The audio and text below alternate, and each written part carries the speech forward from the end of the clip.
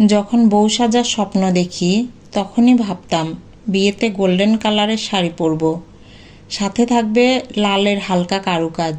নয়নের সাথে পারিবারিকভাবে যখন আমার বিয়েটা ঠিক হয়, বুঝতে পারছিলাম না ওকে কিভাবে বলবো।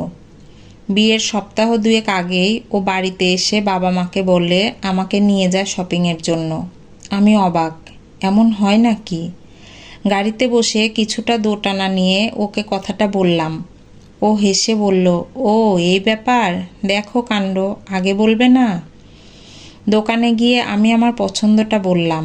দোকানি খুব যত্ন করে আমাকে বেশ কয়েকটা স্যাম্পল দেখালেন। আমি দেখছিলাম। অন্যদিকে তাকিয়ে দেখি নয়ন একটা সিঁদুর রঙা টকটকে লাল শাড়ি হাতে বসে আছে। আমার দিকে ফিরে বলল, দেখো সাইমা, এটা কি অসম্ভব সুন্দর, যেন তোমার জন্যই বানানো হয়েছে। একবার ট্রায়াল দেবে? না না, এটা তোমাকে নিতে হবে না, আমি একবার শুধু দেখব তোমাকে। আমি যখন আয়নার সামনে লালে নিজেকে মুড়ে দাঁড়ালাম, ওর চোখে তখন যেন এক অপার্থিব সৌন্দর্যের অনুভূতি। ও শুধু এটুকুই বলল, তোমাকে পরীর মতো লাগছে। সেদিন রাতে বাড়ি ফিরে মনে হলো আমি ঠিক কাজটাই করেছি। আমার হবু বরের চোখে যা সুন্দর আমি তাই পরব। আর ওই স্বপ্নের শাড়ি পালিয়ে যাচ্ছে না, কোনো এক বিশেষ অনুষ্ঠানে না হয় কিনে নেব। শুরু হলো আমার ছোট্ট সংসার।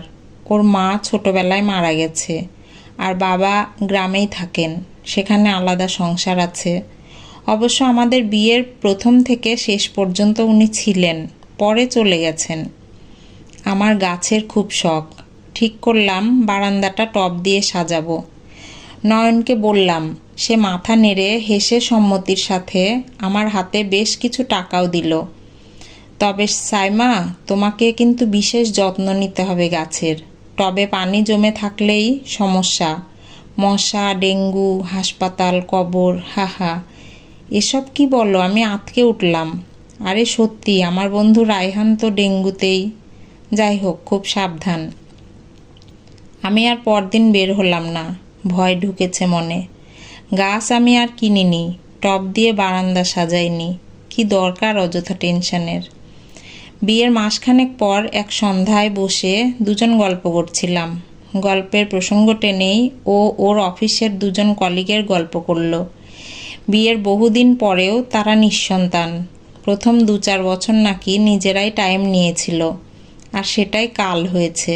এখন আর বাচ্চা হচ্ছে না। ওর মনেও নাকি খুব ভয়। বলা বাহুল্য, আমিও খানিকটা সংক্রমিত হলাম।